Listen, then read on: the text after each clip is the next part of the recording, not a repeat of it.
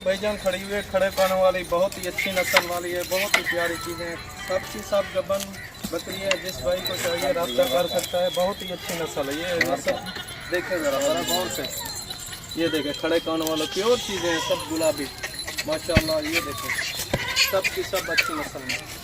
जिस भाई को चाहिए रास्ता कर सकता है। मेरा नाम मोहम्मद निज़ाम है। मेरा नंबर लिखने व्हाट्सएप नंबर 0306 82 72 923। जिस भाई को चाहिए रास्ता कर सकता है। माशाल्लाह देखते मेरा गौर से देखें, बहुत ही प्यारी चीज़ है, बहुत ही अच्छी नस्ल माशाल्लाह। सबकी सब खड़े कानों में है माशाल्लाह। देखें ज़रा गौर से, सबकी सब गबन है, अच्छी नस्ल है माशाल्लाह, अच्छी क्वालिटी में, अच्छी और अच्छी क्वालिटी जैसी होती है वैसी ही अच्छी है। ये देखें ज़रा, सब की सब गुलाबी और वाइट सब की सब अच्छी नस्ल वाली है माशाल्लाह। देखें ज़रा, ये किसी फार्म वाले के पास नहीं मिलेगी आपको, क्योंकि ये मैंने खुद घर में रखी हुई है।